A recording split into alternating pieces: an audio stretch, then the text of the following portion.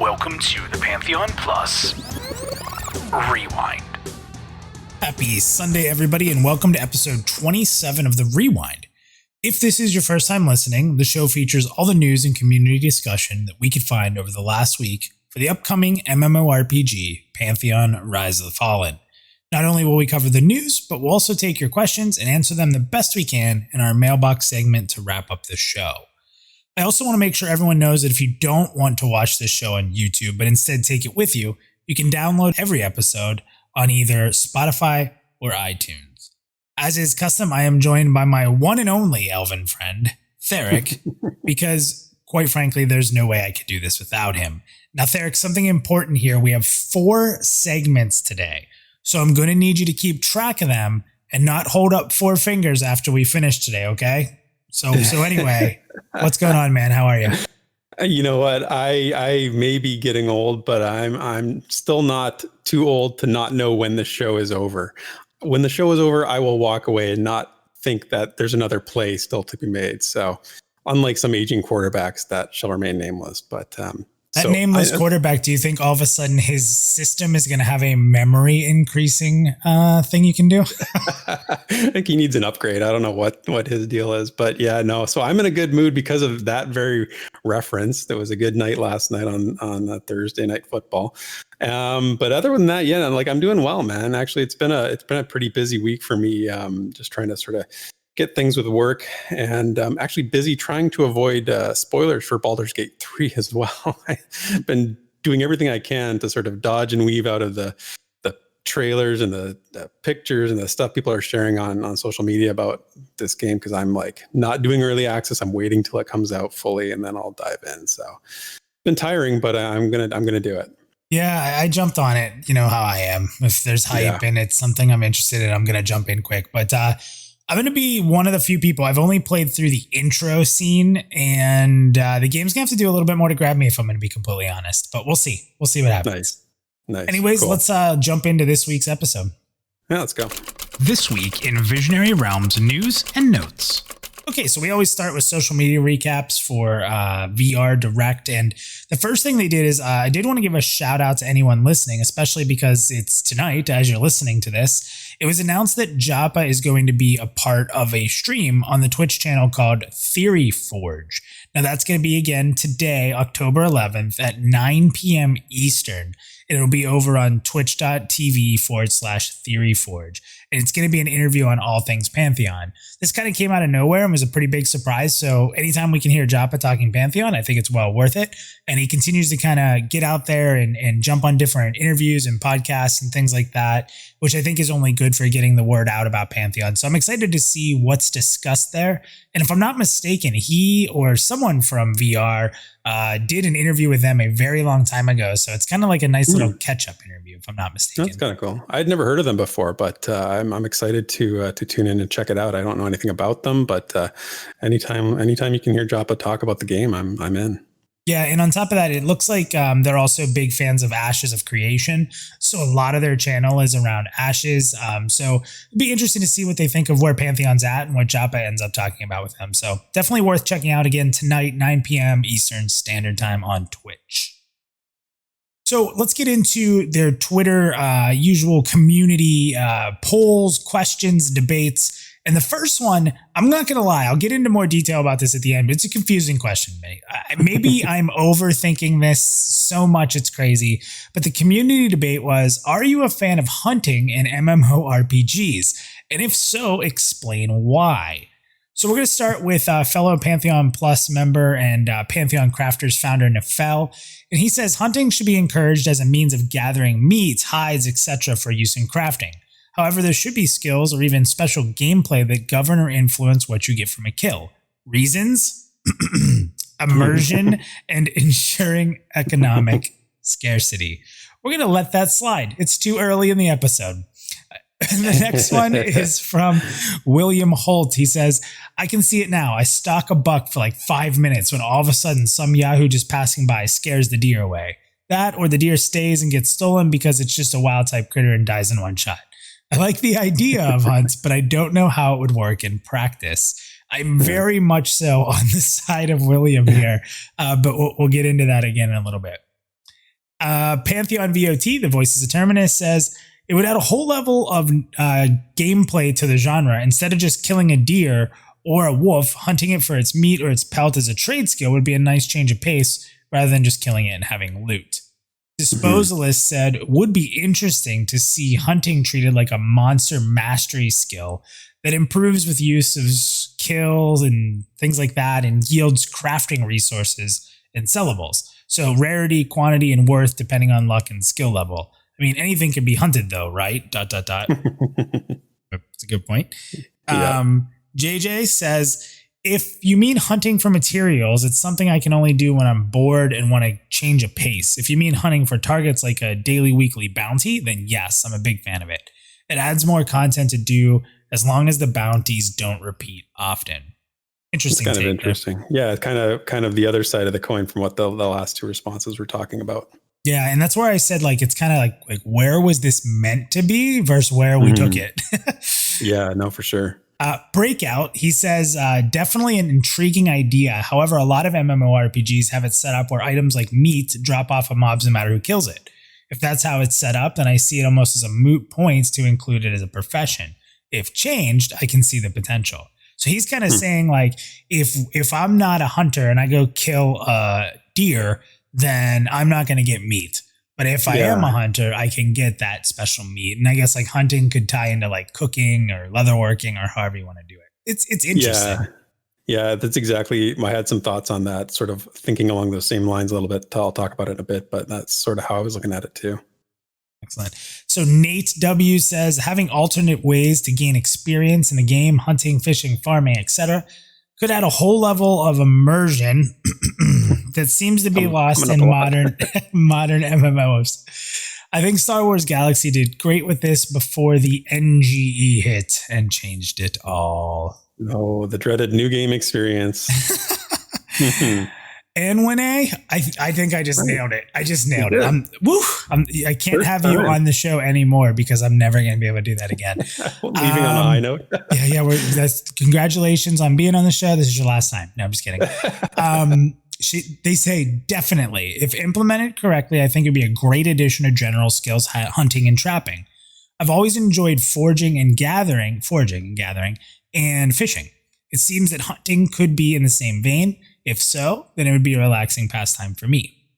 So Andre Labont says, unless associated with a trade skill or a housing trophy collection, I see no point. I like the housing trophy collection. Yeah, this name, it's not their but this is one that could like rival some of the ones we've called out. This is For the Waffle Lock. Great. Right? Great. I mean, Twitter Hall of Fame. Yeah, you're in it. You're in the Twitter name Hall of Fame on Pantheon.Plus Rewind. Right. He says it would be interesting if hunting weren't just limited to normal things we would think of, especially for some races hunting humanoids or non-traditional mobs for skin, bones, or other. Ooh, it's creepy.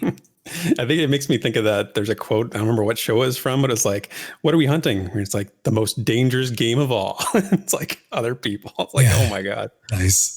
And then finally, for the responses to this one, it's Princess Ruto. They said, I'm a fan of hunting due to the immersion in MMO. It's crazy how much this word coming up today. In MMOs, depending on how well it's done, like sneaking, waiting, baiting, etc.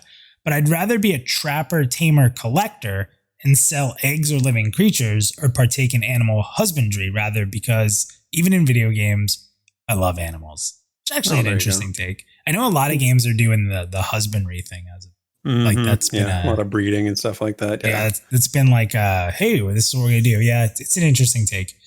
Okay, so let me give you the rundown for me here. Then I'm curious to see what you thought. So this was an interesting, confusing topic, as I kind of said.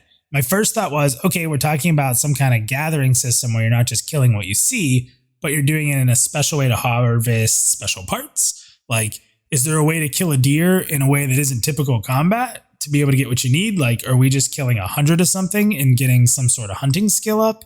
Are we filling some sort of a leveled hunting skill book of animal knowledge to gain better materials the more we kill? Overall, the topic was just a confusing one. And you can see that in a lot of the responses sort of went all over the place on what people were envisioning. Like when they said, do you like hunting? I'd say a vast majority of it was tied to crafting or trade skills for the most part. And I think that's probably where the sweet spot is. What is odd though is if you're taking down like crazy difficult enemies and then you have to do something special to kill a deer, that sort of feels a little strange to me. Yeah, definitely. Right. Unless it's played off as like doing it in a way that would preserve the deer or something for harvest. Like, because obviously if you just threw a massive fireball at a deer and killed it in one shot, well, maybe it means you burned it to a crisp and can't harvest the pieces you need. I don't know if that's considered hunting. Yeah, exactly. So like if it has to be some kind of precision thing so that you're not overkilling the materials you need, then does that mean you have hunting gear that's like outside of how your class plays? Like where you would need a fishing rod to fish, you'd have to have like a special bow or something to hunt. Like do you have to set traps and use special tools? Again, it goes a lot of ways like from how kind of open this question was. I personally don't mind like an animal journal that allows you to kill X to gain more knowledge, or maybe once you kill X, you get certain materials. It's something you could do on the side, and that's not bad.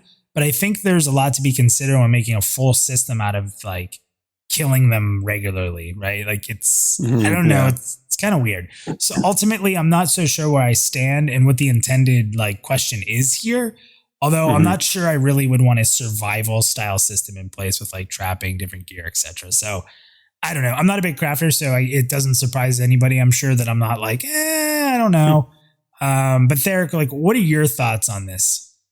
Yeah, it could basically be its own game, right? Like you could make a whole MMO could just be a hunting game. It actually made me think of Monster Hunter World, or the Monster Hunter series of games in general, because that's sort of what this is all about, right? And that's what those games are very heavy on, the getting materials, getting monster parts to do certain things. I love hunting in games. I do. I mean, I like you said, there's you've got to differentiate it between adventure killing and like hunting, where you're actually going for the materials. Because I think of hunting, I think of like, going after rare spawns, hunting down bandits, dragon hunting, that kind of thing. And I think we're talking about something a little different here. I liked what you said about you have to have the right means of killing them, like through a bow or a snare or something like that. I think you can't use like dwarven, technology or like guns or like any kind of steampunk weapons or anything like that. I think wouldn't fit into a hunting sort of way of going about things. So I like it. It's just, it's like you said, it's a whole set of systems that could be unto itself and maybe it's not different enough from what you're doing in an MMO anyway, right? So that's sort of where I land. Yeah, it's like I can go kill this deer by stabbing it in the face, but I'm not going to be able to get a hunting point on it because I didn't, pierce it through the heart with a special hunting bow or something. I don't know. Yeah, exactly. So it's a little bit of a obtuse question, but kind of fun to think about. Fun. I guess I'm just really overthinking it. People are just like, here's what I do. Like, and I'm like, that's what we do on this show. We overthink things. We overthink a lot of things. So let's jump to the next one before we continue to overthink that one. So I don't know. We kind of had a similar question to this, right? But it is different, and it is tied into sort of what we talked about when we talked about is pug a dirty word. I know that was asked in our mailbox not too long ago. So the question was, would you rather be the tank, healer, or support, or the DPS for a pug in a brand new dungeon, and why? So we've been asked, like, what's your favorite role? What's the most important role? But in this, it's like, okay, you're in a pug, you don't know your group, you're in a new dungeon. What do you want to be? Right? Yeah. So let's go through some of the responses. We have Chobin Hood said, for new dungeons, a healer. Dungeons may change, enemies may change, but healing generally stays the same. Red bar goes down? No, red bar goes up. It lets me keep lookout and learn the dungeon during fights without worrying about tunnel vision. DPS on the second run for sure, though, he says. That's a good point. Kratuk says, tank or healer? Always fun to lead a new expedition, even when it ends in disaster. But as a healer, I get to really test my ability to keep people alive in the unknown. Good times. Be honest, all positions are fun, but those two are generally my top two. Rebecca S. says healer. If they become rude or abrasive, you just let them die. It's pretty good.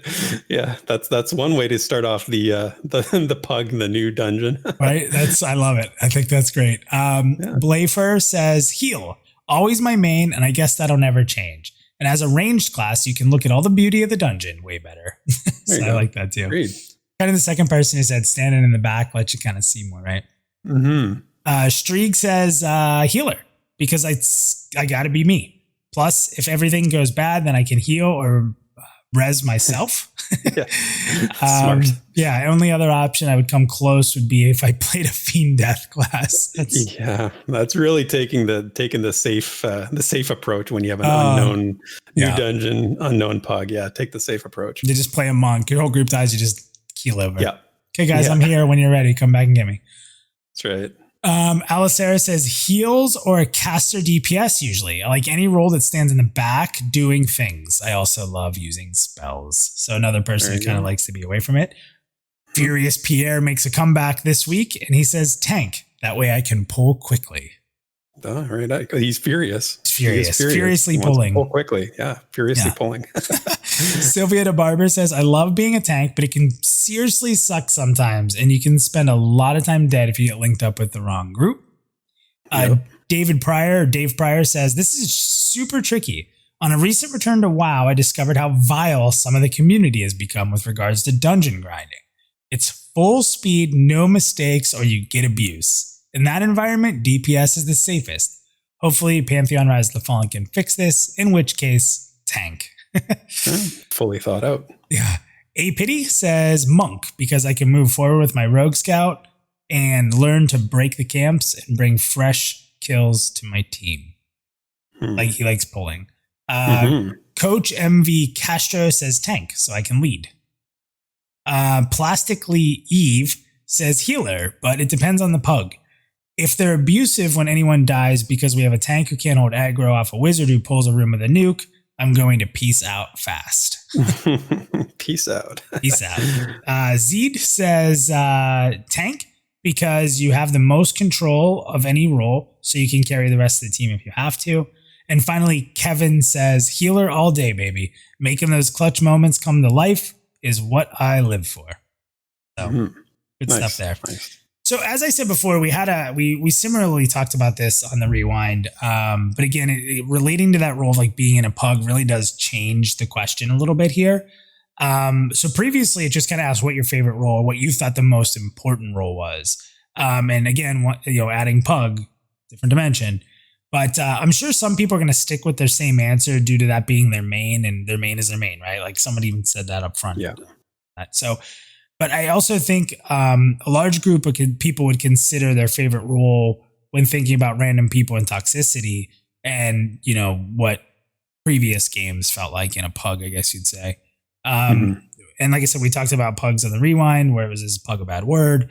So long-winded explanation, but here's my take. Previously, just picking my favorite role, I said how much I love tanking due to the leading aspect. That's exactly why I think I'm good also playing this role in a pug. Even in a group that contains toxic members, most people will see the tank as a leader as long as they are competent. That said, as the tank is harder to find, most DPS, even if they start to be toxic, can be calmed down. People will realize a strong tank pretty quickly, and I think it calms people's nerves when a solid leader takes charge. Most people in a pug don't want added responsibility, so taking the load off of them, I think, can bring people together a little bit more, and I think the tank is the easiest to pull this off. The other piece that I'd add to that too is typically if the tank and healer can forge at least a common bond of understanding, it's pretty easy to lead the group at that point. Theric, what are your thoughts on this?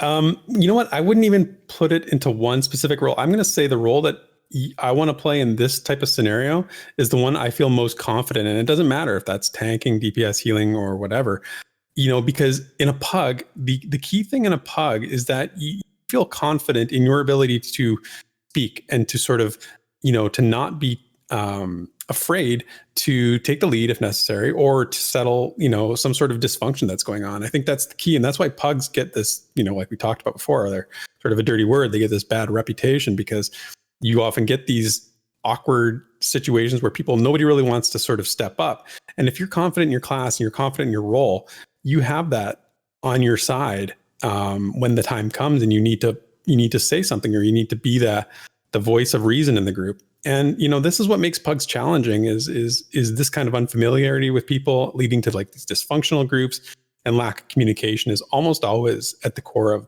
those kinds of dysfunction. I mean, not always, but I think it's safe to say that when you have good communication, if that's your role you're playing allows you to be that communicator, you're going to have a better time with a pug than maybe if you're playing a class that you're not as comfortable with. So yeah, I would sort of frame it that way. Yeah, no, it makes sense. Well, that's it for us today on the VR news and notes. When the Pantheon community speaks, we listen. So let's dig into social this media week our community and see what the discussion discussion is all the about. Recent VIP developer roundtable that was released to the public on October 2nd. And this month featured a roundtable from Michael Butler, who is the customer service manager for VR, answering questions about pledges and rewards for backers. Now, before we get to the discussion, this roundtable actually caused a bit of a stir. A bit. Because it seemed like... What's that? A bit. A bit of a stir. Yeah, it caused a bit of a stir. It's sort of an understatement. I mean, there were a lot of negative comments. I mean, be honest about it. There was a lot of negative sort of community feedback about this. And some people felt it was advertising. Some people felt there was like some talking about like broken promises of pledges, both of which completely were not the case, if you listen to the entire thing. But I think that's part of the problem we'll talk about in a second, is that there wasn't a lot of, they didn't listen to the whole thing, or there was just a lot of headline sort of reading and that was it. And, it's kind of a funny thing because we always ask for transparency from companies, but that's a double-edged sword sometimes. And in my opinion, I think that's what was going on here, because I found this roundtable to be, very honest and forthright acknowledgement from Michael that, in a lot of areas, there are some challenges and some serious issues that VR faces when it comes to fulfilling some of the backer promises, especially the ones from way back in the day, right? In the community discussion, what I decided to do was take some of the comments from the various places on Reddit or on the Pantheon.Plus and sort of dig into a few of the points, because we have to understand what exactly they're talking about, I think, to get past some of the negative stuff that was the negative vibe that was out there. So some of the questions that came up were like, how does VR deal with pledge rewards that don't really align with the tenets of Pantheon as they stand today? What constitutes a pay-to-win reward? And basically, how might pledge rewards be implemented closer to launch? So I've gone through this and coupled them together. So I've coupled the comments with some of the responses from the roundtable by Michael that sort of answer that question and give some insight. So hopefully this is helpful, and hopefully this is sort of informative if you didn't get a chance to listen to the roundtable, but also just to sort of debrief some of the negative comments that were out there about this, because I feel like it was a little bit too much. And we'll get to a few more comments about that at the end. But so here's the first few comments. And these were about early rewards that were offered early on in development and are now causing issues. So for example, Michael gave an example where some of the physical rewards that they talked about and a couple of the in-game items. So over on the forums, Mathier had a comment. He said, is it not possible to simply buy out the problematic early rewards, or at least individual aspects of these pledges? You do what is best for the long-term health of the game. Just try and find a fairish way to do it. You can put value on something and roll it over into subscription time, or something like a la carte pledge items. But then there were also some people that had an opposite opinion about that and disagreed. So Chenzim said, no, a pledge is a promise. Some people may think it's okay to change or even break promises when it suits them. But if a company starts doing that, how can anyone trust them to deliver what they say they're going to do? No, pledges are paramount, no matter how awkward they are to implement. People showed trust handing over money, and trust has to be repaid or renegotiated so both parties are happy. And Doherty agreed with that to some extent. I don't think quite as strongly, but did say, if you promise to give someone something, you give it to them, unless the game, never releases and somebody else takes over and then they can do whatever they want. I'm going to stop you for 1 second, because it's an interesting point, right? That's a really good buyout thing that Mathieu said. Yeah. It's interesting to me because, with the exception of like the access to like the alpha beta tier that I'm in, or like the one, you'll laugh, but some that are really important to me are like the early name reservation and early character creation. Like those are very really important. Yeah, those are all I care about. If they took every other reward and turned it into subscription time, I would love it. I'd absolutely love it. Like, I don't know how much that would equal, but like, I don't know. It's really funny to me because, and we're probably going to get into this more, so I'm not going to go on and on here, but like, people talk about these items in like these pledges that like, oh, well, this cloak or this thing, it's going to be awesome. Like, it better be important and I better be able to show. I have so many collector's editions of games that give you those things, and I don't even care about them. Like they ever. I never wear them ever. They'll rot in. A lot of times, because I never throw anything away, they sit in my bank taking up space for years because I don't want to delete it just in case. I just, it's really interesting to me that these hardcore players that really get into these small details, like they use these things all the time. Like they literally, like 2 years from now, they're going to be wearing their Black Rose Keep hood. Like it's so true. It's so true. I mean, you're 100% right. It's funny because we get so hung up on these little details, and you're right. We're going to talk about it a little more in a second, but I've done the same thing. I have collector's items from collectors, early reward type items. And it's like, who cares? You get them. They're good for a week, maybe. And it's like, and then you've got something better by that time anyway. So who gives, and in really this community, nobody wants any stats or any advantage on it. So it's going to be a useless item. It's going to just look neat for the 5 days that you have it and everybody else has it in that tier. And then you're not going to want to wear it anymore. All right, go ahead. We'll talk about that more, I'm sure. No, but I think you're right too I think Mether's point. I liked it as well. He said, about buying out some of the difficult early rewards. I think that's a really good idea. And I think that they could do something with that if they so chose. So one of the other issues that was discussed was how a lot of the cosmetic items haven't really been fleshed out in terms of both appearance or function, because there are some that aren't just cosmetic. They actually do something. Things like the Tunic of the Ages, Robe of the Black Rose, and a couple of the bags they talked about. Now, the bags are the ones that do something. And Michael talked about how he's working with the design team to get these done, and acknowledged, of course, the priority for them is building the game, right? Not making these little incidental items. Wait, you're telling me that they're going to finish the game before they decide how many items you can put in this free bag? That's ridiculous. And some people freaked out, right? Some people were really upset about this, saying like, "Oh, how could they not have this figured out by now?" And it's like, what? But some people did have a voice reason. So somebody walking. Listen, here's the thing. This show, our community, Pantheon.Plus, we may not agree with what everybody has to say, but I do think it's important to say, like, if you have that opinion, that's fine. But please understand that while we value you having the opinion, we're going to react to it. Like, don't get upset when I laugh or I just sigh at something, because you're valid in having these points, and I'm not saying I'm better, and I know Theric isn't, but it's just like when you're at this point of a hill to die on, like, wow. Yeah. Well, I mean, I don't know. Yeah, I know what you mean. You're right. I mean, and if I didn't respect the opinion in and of itself, I wouldn't include it here. I mean, I include both sides, right? So I do want to give these people who had a problem with this, I want to voice their thoughts on it. And that's what I'm about to do here too, as well. So the first person who, was sort of not opposed to this said, there's a lot of pledge rewards. This is walking waste. He said, there are a lot of pledge rewards that are still being designed and created. Seems like a big issue for lots of people, but wasting time on cosmetic items seems like a waste of resources for a small development team. So I'm fine with them focusing their energy on developing the game rather than cosmetic items. Now, the people who disagreed with it, there was two of them. And first person said, the problem is the lack of specificity. They should know exactly how cosmetic items should function at this point.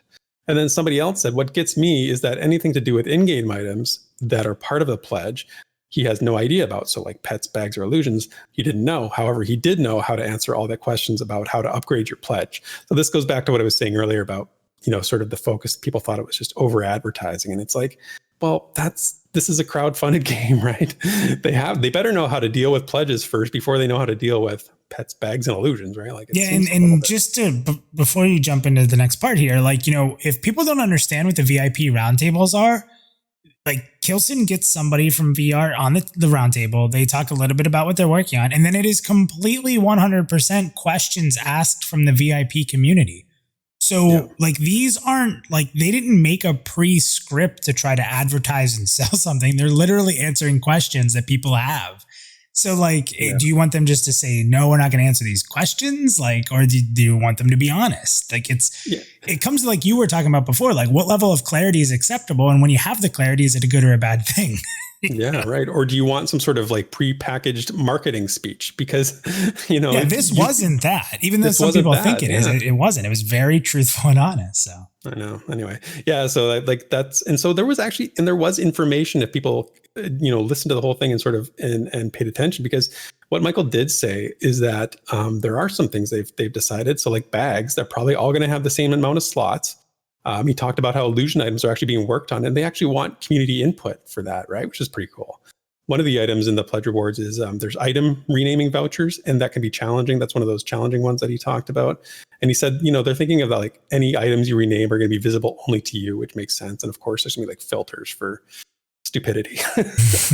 And then lastly, he actually said the name an NPC reward is actually in the game already. So, right. So it's not like there's nothing done. There's stuff done here. And then the last piece I want to talk about is the pay to win thing. So there was some discussion about, so he talked about they're very cognizant of which rewards cross the line into that pay to win category. And, things like pets. How does the pet interact? What do they do? And they want to make sure that it doesn't offer any sort of in-game advantage, because Pantheon's been very against this mentality for a long time. But like I said earlier, the backpack and the bag are two specific ones that are they're talking about, and they don't know if weight reduction falls into that category yet. Again, very honest and upfront about that, trying to figure it out. A couple comments from around the places said, some General Reb said something like there was a horse in one of the early Kickstarter rewards, I think. If you just put no run speed on it, make it visual only, something like that. Echolocation 8 said, it's not an advantage. You aren't paying to win anything if the metric for paying to win is like, I start with 5 gold more than other people. I think that's the point. I think at that point, we're thoroughly stretching the phrase pay to win to be pedantic towards VR. And he's 100% I love right. that. I think that kind of lines up with what we were saying before. Like, at what point are you digging so hard to make a negative point? Starting with 5 gold more than somebody else. Like, oh no, oh my God, it's such an advantage. Anyone who's upset, once I have 5 gold, I'll give it to you. Yeah, that's right. You can have my pay to win 5 gold. But a couple people again disagreed, and these weren't really strong disagrees, because I think people aren't totally unreasonable about this. But they did say, like, that's why they give rewards, because they offer an advantage. This is what somebody said. I'm just sort of paraphrasing it, but if it's something more than cosmetic, it does offer some sort of advantage. And then, but then I think Walking Waste, who I quoted earlier, sort of wrapped it up and just said, looking at you're pledging to the game, it's not about an in-game bag, or it's not about any cosmetics. You're giving this money not to get those things. You're giving this money to support the development of the game. At the end of the day, those are all just sort of like, perks, whatever. So if we gave out awards, Walking Waste, you'd get an award from Minus, because I totally agree. Like, yeah, it's a pledge. This isn't an early access package. This is a pledge to help development. Like, yeah, exactly. There's people that are never going to change their opinion, and I'm not trying to. I just compartmentalize your rage. What's worth raging on? And if everything gets you upset, then nothing gets you upset. It's like everything can't be a priority, because the definition of priority means it's more important. So what are your priorities as being a pledger? If your priority is the pledge to get the game money and developed, then that should be the most important thing, not some item that holds some extra stuff. Most of the time we're going to be putting stuff in the bank anyway, because if we die, it stays on our corpse. So what if I lose my pledge reward by leaving it on my corpse and I don't get my corpse back? You fall in lava and you die, and it was on your corpse, and guess what? Your pledge reward's gone. So there you go. I can never get it again. All this fuss for nothing. Your 6 slot bag instead of my 5 slot bag. You just lost your advantage. That's right. Oh man, that's funny. Yeah. Okay. So I won't talk too much more about this. I feel like I've given my opinion throughout this. I don't need to sort of say any more. But I really wanted to diffuse this thing a little bit, because I think it got a little out of hand, and I saw tweets and all kinds of stuff like it's a waste of time to listen to it, and it's just not. There was other stuff too that he talked about. I want to mention too. Michael is advocating for like a pledging option, like an a la carte, where you can pick and choose the rewards you want, and a couple of things that are coming in the new website when they update to the 2.0 website that they've talked about. This is one of the things that he's advocating to have done there. And he also talked about guild pledges, which is kind of a cool idea. It wasn't exactly clear what that is, but it sounds like something where you and your guild would, get some sort of pledge together, and then there would be something attached to that. Who knows? Oh man, if you could start the game with your guild created already and not have to go through that hassle, that would be awesome. How about as a pledge reward? Yeah, totally. Cool. I think that's phenomenal. And I think that's community facing. Yeah. No, that's some cool stuff. Good idea. Yeah. So anyway, I've said my piece, and I hope that was helpful for people. Minus, is there anything else you wanted to add on top of that? Do you have any other thoughts about this whole thing? It's a messy subject, because like, I do understand the people who say, like, if I pledged because of this being in the tier, then how could you take it away from me? It's totally valid. Like, I get it. Mhm. Like, if I pledged to get, this is way over top, but if I pledged because I wanted pre-alpha and early name reservation, and that's why I paid the money, and I got pre-alpha, but they took away my ability to get the name minus, and I couldn't be minus in game, I'd be pissed about that. So Right. I guess there's people who, like, I value early name reservation or early character creation. They value, this bag or, whatever it is. And I get it. Like, I'm not trying to poo-poo that. I'm not trying to say that it's less important than what I think is important. But at the end of the day, like, I just think that there's too many pledge tiers, personally. I think that you should have one pledge tier for each level and then add-ons that you can add on to any tier. I just, and I know that it's already been in development for however long, and there's been pledges for however long, but I think that buyout idea is freaking genius. Like, I would have never thought of that. Like, just like, is anyone really going to want a bag over, 2 months of game time or whatever it might be, you know? I think that there's a really good way to do that could really benefit. Like, I'd love to just have, pre-alpha access, early name reservation, early character creation, and then 10 months of game time. Like, that'd be awesome. Like, I'd be totally cool with that, but it's tough. And like I said, I don't want to go on forever about this. I know it got a lot of negative vibes and the comments were nasty, and it was nasty. Like, there's a difference between being concerned and voicing criticism. The nasty stuff, I'm never going to, I don't know. I guess, like, I just don't respect, like, someone who can't be mature about something. Yeah. And the thing is this is a guy who gave up some time to answer questions that were asked of him by the community. This was a community, roundtable. And he was honest. I mean, he's not making crap up. And I think that there should be value in that. Personally, you may not always like the information you're going to hear, but I think honesty is important. So I don't know. That's just my point on it. That's a great way to summarize it. Great way to sort of put a bow on it. And I will leave it there. So cool. Okay. So introductions this week, two new people on the forums came by and stopped by and introduced themselves. First up was Blurry Face. Said, "Hey all, I've been out of the gaming scene for many years. I really love playing EQ from 2000 to 2008. He said, I started on Sullen Zek and absolutely want to stick with PvP. Being away from games in general for so long, I have no one to play with in my circle of friends, but watching videos and reading about this game has brought back some good memories, and I can't wait to make some new ones. I was always big on rating, grouping, and all that old school stuff, not just PvP. Anyways, I'm just going to continue to rant on, but I'm 36, I live in Cali, and I'll see you out there." And I like his name. I don't know if you know this. Blurry if I Face? say, do you ever hear this? It's like, my name's Blurry Face and I don't care what you think. It's 21 Pilots. No, I have no idea what that song is. Okay. Well, I sang it exactly like he does, like as good as he did and everything. I don't know how you couldn't have realized it. Anyway, go ahead. Hope we don't get like a content claim on YouTube. Oh man, yeah, it's so close to the original. I know. Good. Yeah, I hear you. Avagar said, "Been lurking around for a while now. I started in EQ days. Still remember my first day. I just made characters and ran around like an idiot, scoping everything out. Then I ran out to East Commons. I saw a griffin. Oh, let's get a closer look. Why am I laying on the ground? Couldn't wait to level up and kill that guy. I played EQ for years, rated too much, and then played EQ2 for years as well, and been jumping around ever since.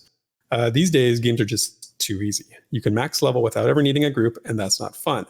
Everything's handed to you. I liked it when you had to work for it. Stalk through a zone with dread of being jumped. So here is to hoping I get my shaman back, and so far it's looking great." So welcome to both of you guys, Avagar and Blurry Face. And that will wrap it up for this week's community discussions. Let's talk content creator updates and new additions to Pantheon.Plus. Okay, so let's talk about content creator news first and the content that's been added so far to Pantheon.Plus. And as I say that, we're going to talk about voice as a terminus first. So as of recording this, unfortunately, this episode of VOT has not yet been put on YouTube. But as soon as it is, and maybe even by this recording, you guys will see it up on Pantheon.Plus, or you can check the links down below to go to their YouTube page. So what they did is they had an opportunity to talk about their experience in PA5 testing, as VR granted them the ability to lift the NDA a bit. So very similar to how we were able to talk about it on the rewind here. So that's exciting. I think people love that kind of thing. So if you didn't get to see that live on Twitch, like I said, it should be up on YouTube. Hopefully by the time you're hearing this. If not, just kind of keep checking in. We'll have it on Pantheon.Plus as soon as it comes up as well. So if you want to hear their experience, check that out for sure. Nathan, he actually put out a cleric and a dire lord class guide based on the updated website information. And he kind of goes through all the spells and talks about the classes. And the one thing that's really awesome about Nathan, aside from like that he makes you laugh all the time, when he gets serious, this guy has a vast knowledge of MMORPGs, Pantheon, fantasy. So he gives a lot of good insight on how he thinks the classes are going to play. And there's a lot of value to that. So check those out if you like class videos, you like talking about classes. They're pretty good. But if you're trying to stay away from Baldur's Gate 3 information, probably if you're looking at his channel a little bit, maybe just skip over a couple because he's got a lot of Baldur's Gate 3 stuff. Yeah, he's hardcore into that. Yeah. So for us, it was it's been a light month. We did that 12 videos, and you had videos out. You put out 2 different lore videos. I won't say we're burned out because we're still doing Pantheon.Plus. We're still doing the rewind. We're still doing a lot of stuff outside of that. But thankfully, Drac keeps pushing out content to kind of match up with us doing our weekly stuff here. So he put out 2 more community profiles, and I love these. And the community is actually being really responsive to this too. We actually had somebody say, talking about how the newsletters aren't on the website anymore. And one of the things that they really liked from the old newsletters was the community spotlights. And I was just reading it, and somebody in that same chat said, hey, well, Pantheon.Plus is kind of taking that reins over in that and starting to do bigger highlights of community members, and it's awesome. And I just gave him a big thumbs up, and I was like, hey, thank you. That's like a really nice comment. But that's all Drac, like 110%. I love that Drac's part of Pantheon.Plus, but he deserves all the credit in the world. He did one for S&M and myself this week, which both can be found on Pantheon.Plus on our YouTube page. It's really fun to be a part of. It's very quick. You go in, he asks you some questions, he records it, he puts it together for you, and then you got a profile out there. So if you're out there in the community listening, hook up with Drac and get your name out there. It could be a fun little relic once we're all playing Pantheon to go back and listen to when you thought the game was coming out, what class you were going to play, just to kind of go back and have that memory, right? It's really cool. Yeah. Great. So I'm excited to progress on in our next section here, which we talk about what's being worked on the website, or what are we working on? Well, our main backend developer has kind of just taken over the article project because it's been taking a while. There's been some hiccups. There's been some communication issues. It's been plagued quite a bit. And that's why it's taking so long to happen. And he just was like, I'm done with this. And he just jumped in, and it is moving super fast. And that's Poiru, who's been around since day one. He's built the website from scratch, all that. But he's gotten all the base mechanics working on our article system now. So writing, submitting, posting, reviewing, admins, authorizing them for show, everything like that is pretty much fully complete. So really right now we're at this stage of nitpicking how the visual output is, which it's pretty good, but there's really little things that I think should happen. So we're doing these tweaks for visuals, which is pretty simple. Now he has a date in mind on when this is going to launch, but I don't want to throw that out there. So I'm going to say this. I would guess at the latest that the article submission should be available to the community by the end of the month. I really do believe that's going to be the case. Again, if I'm wrong, I'll admit it on the rewind here, but, I'm very excited for this, and it's about time that we're delivering on it. So to all those who've been looking to write articles or just read and comment and that stuff, I just want to apologize. It's taking way longer than we thought it would to build this from scratch. But here's the thing, why are we building this from scratch? Why are we not using these other things? It's because when this is done, it's not just going to be important for people writing articles. It's going to be important for a lot of things that we're going to build. And the way we're building it, it's going to be a reusable tool across a few different things. So I'm really excited about this. Obviously Drac is ready to write articles. We have Nefel with Pantheon Crafters jumping in, ready to write articles. So we're really excited that when we launch this, you're going to immediately be able to go in there, read some articles, comment on it, discuss with different people in the community. But then we encourage you to write articles. If you wanted to talk about something specific, if you wanted to tell a story, if you wanted to do whatever you want to do, fan fiction, we're excited to open that up to everybody. You don't have to be part of Pantheon.Plus to be part of the community. And I'm excited for what that's going to mean. And we're closer than ever. I know I've said that a couple of times, but like we're real close. Like literally I wrote an article and posted it and approved it and took it down and did all that. It's just cleaning up the output. And again, that shouldn't take us much longer. So I'm excited for that. Can't wait. Yeah. And finally, other news from us. So, it's interesting. We try to do 2 Pantheon.Plus U's a month. We always do the dev stream at the end. And, I kind of talked last week about how like I kind of want to get more prepared with this, right? So this month, we're going to be doing a topical Pantheon.Plus U on October 15th. So this upcoming Thursday. And I'm going to be joined by fellow Pantheon.Plus member Drac. And we have a slightly different show idea where we're going to invite the community to come on to the green room and tell your favorite MMO stories. Like we're going to do like a campfire episode. Like tell your stories. Like we want to know why you love MMORPGs. We want to hear, some of the epic moments you've had or the heartbreak you've had.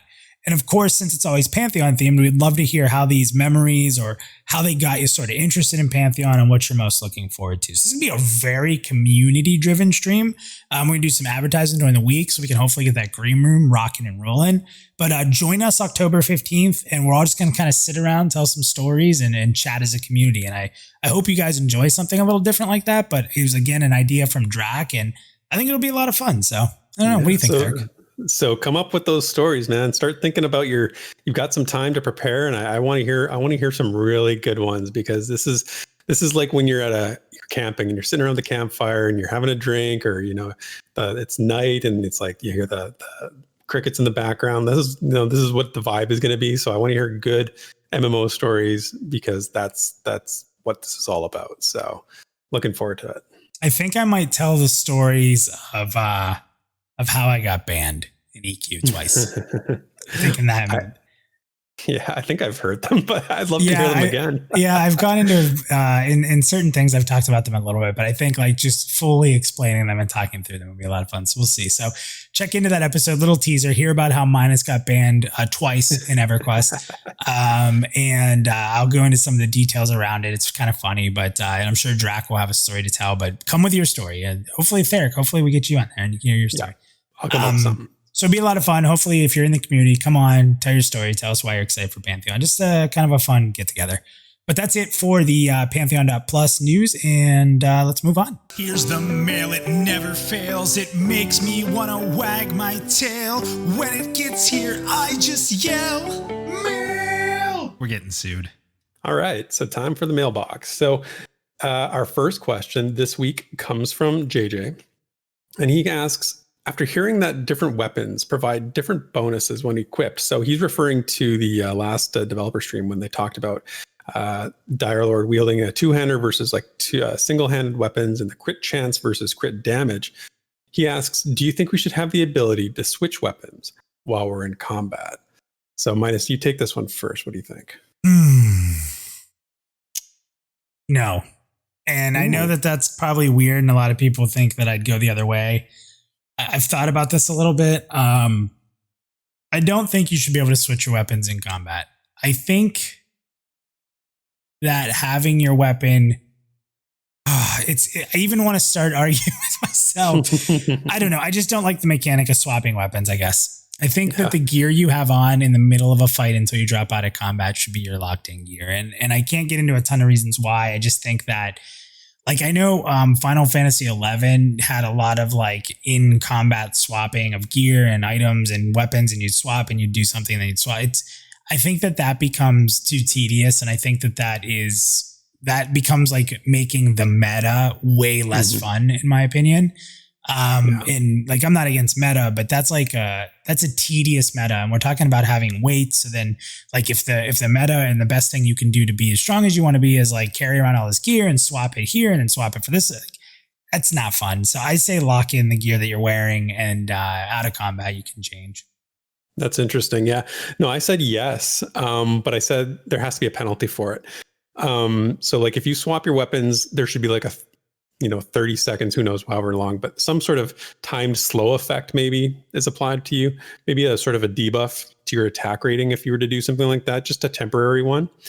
I always think back to, I've played a ton of, single player RPGs based on D&D rules. And when you switch weapons in traditional RPGs, you always incurred some sort of penalty, whether it was, your turn or your, the time till your next attack got delayed.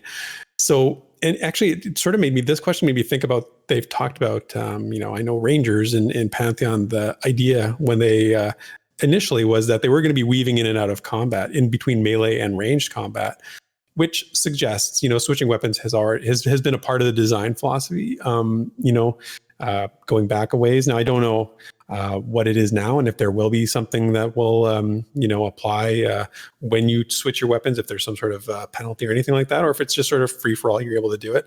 But I would say yes. I do like the idea of being able to switch it up sort of in real time. But it's interesting with the ranger piece. Like, I almost wonder, like, can you have a range weapon and melee weapons equipped at the same time? Yeah. It's interesting because you brought up a good point there. I mean, I don't know why I'm so opposed to it, because you would think that with everything I like to do, I would be for it. But I just have this weird inner feeling that I don't like it. It kind of makes me think of like the limited action set argument, right? Like, I think maybe and correct me if I'm wrong, but it's like, it functions in the same way. You don't want to be able to switch your abilities in and out, during combat. Like, you're locked into the abilities you've chosen. So maybe it's the same idea as you're locked into the weapons you've chosen as a tactical decision. Yeah, maybe that's it. Okay, so next question comes from Gulo Gulo. He says, with your current schedule, what would be your ideal length of time to hit max level in Pantheon Rise of the Fallen? So for me, my ideal timeline, people will laugh probably when I say this, but I'm long-term, man. Like, I'm like 18 months, 2 years. Oof. I can be, I know, right? I knew you were going to say that. I have to allow for the fact that I have, real life responsibilities, and I'm going to be playing Pantheon more than I play any other game right now. And even with that, it's got to be longer, because there's people who will play way more than I do and will spend way more time and will get there faster. So, I just don't approach MMOs like this. I see max level as being like a byproduct of me just doing whatever I want to do anyway.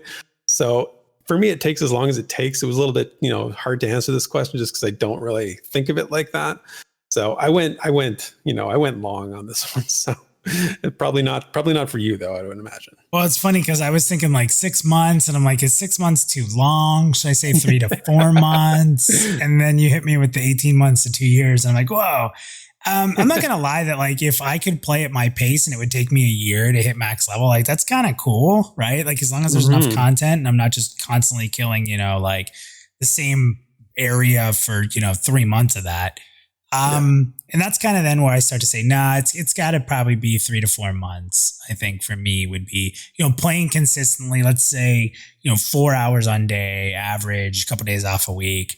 I'm going to play more than that on some days. I'm going to play less on some days. I'm going to play every day some days. Like, so it's really hard for me to say like what my time frame is going to be. And all the times where I say I have to go to bed because I have to get up from work and I don't.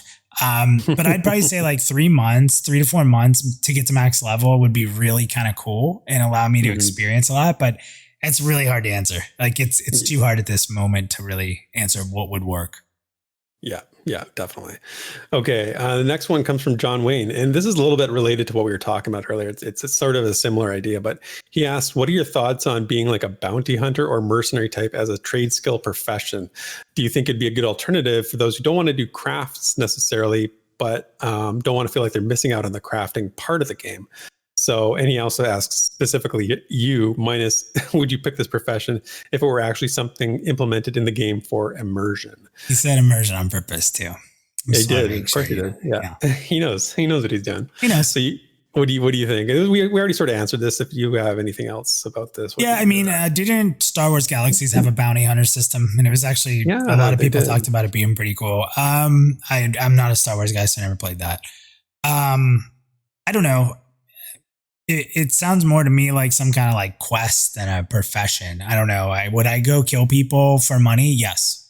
Yeah, I mean, that's right. Would I kill people for money? I certainly would. Yeah, I mean, for money and loot, would I go kill people? Yes. I'm going to do that all the time anyway. So will I go kill a specific one? Sure, of course. Yeah.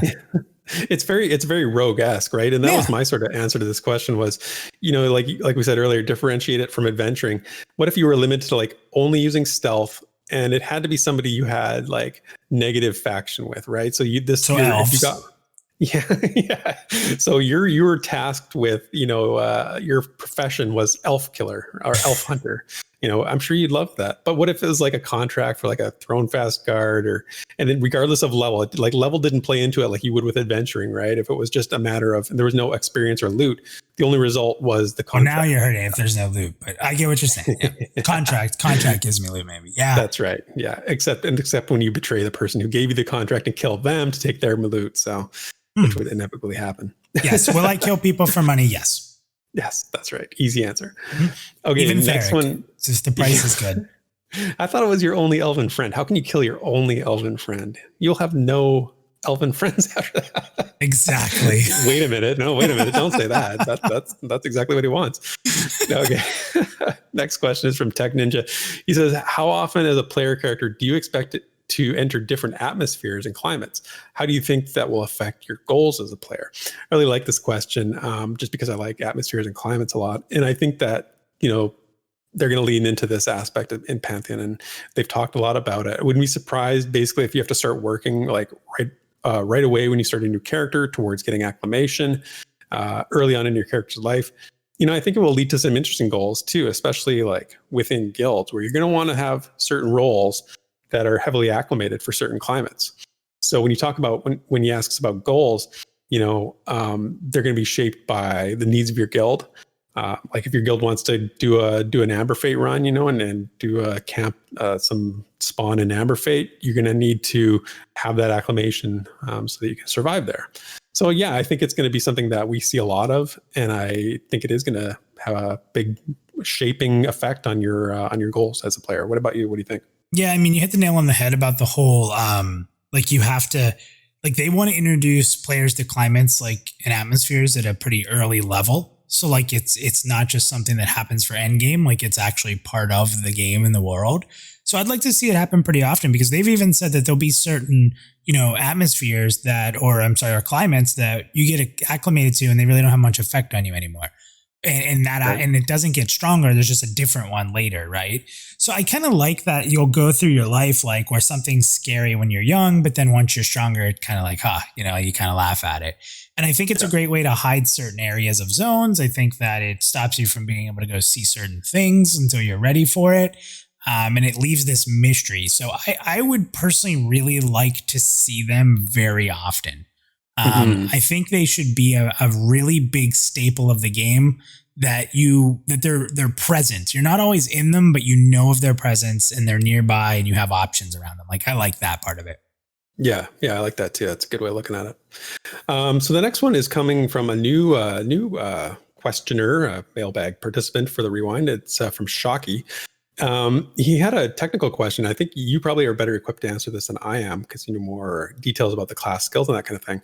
He asked about enchanters, and he says he knows they get a form of clarity, and it's going to be directly related to increasing the rate of mana return.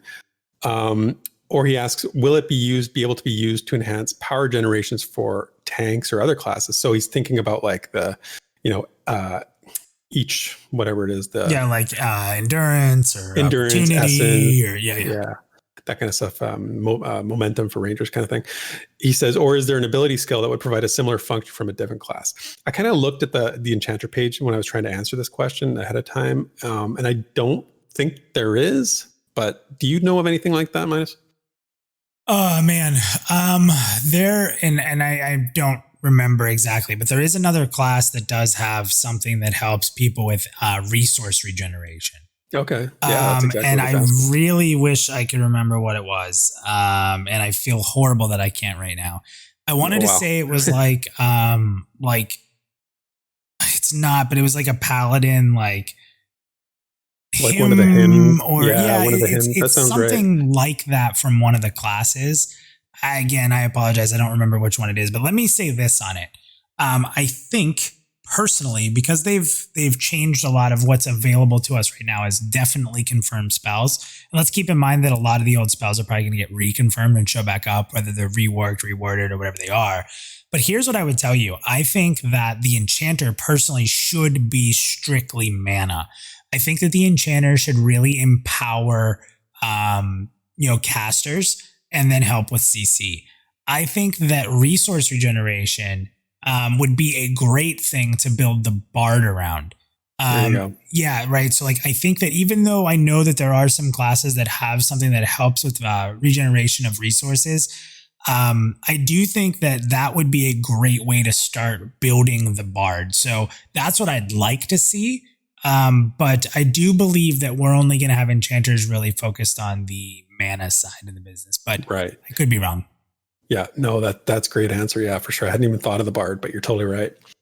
And then our last mailbag question actually comes from Twitter, which is you put that out early in the week asking for people to ask questions on Twitter. So I had to take the only one we got, and it's a very simple question, which I can answer for him.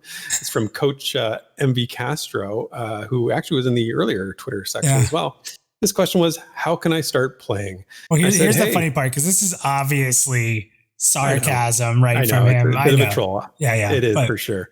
But I figured, you know what? I'm going to turn it into an actual answer because, I don't, that's how I deal with that kind of stuff. So, you know what? I'm just going to let them know you can't actually play it right now because it's in pre-alpha testing. The next session is actually going to be announced at the end of October, which they put on their website. So if you want to test, you can pledge to the level that will allow you to do that. But for now, the only game we have to play is the waiting game. So, there you got an answer for your question. So I feel like I should splice in the Ben Dean just to remind you that Pantheon MMO is a crowdfunded game. Would be a great addition right now to this. Yeah. But what I was going to say is, Coach, there's this new Roundtable that hit that really talks about pledges. Maybe check that out. Oh, that is great. Why didn't I think of that? Oh, great answer. Okay. Great answer. I'm just naturally really witty and sarcastic to the point that gets me in trouble a lot. But no, it's still fun to kind of poke at it and him poke at us. So that's all in good fun, Coach. That's right. Exactly. Well, everybody, that's it for the mailbox. That's it for this episode of the Rewind. In Theric, as we said before, there is no more segments. That's all 4. So I really hope you didn't think. Is the game over? The game is over. I thought we were still going on. What's going on? Oh, I'm going to go on the sideline. I'm going to throw my tablet at the coach and yell at some people. Just don't yell at me as your teammate, but you can yell at Drac or Nalf. They're probably the ones to blame for this. But everybody, thank you for listening to another episode of The Rewind. As always, we love having you here. We hope you enjoyed watching this with us live, or whether you're streaming it on iTunes or Spotify. Please give us feedback. Please let us know if you have any questions you want us to answer. Be a part of the show. That's what this is all about. And Theric, thanks again for another great show. We will see you guys next week. Cheers, everyone. Thank you for listening to this week's episode of the Pantheon.Plus Rewind. Be sure to follow Minus and all Pantheon.Plus related content on Twitter, Twitch, and YouTube under the name Pantheon.Plus. Also, be sure to follow Theric at PantheonTheric on Twitter. Keep up to date on all Pantheon Rise of the Fallen information on www.Pantheon.Plus, the definitive source for all media of Pantheon. Until next time.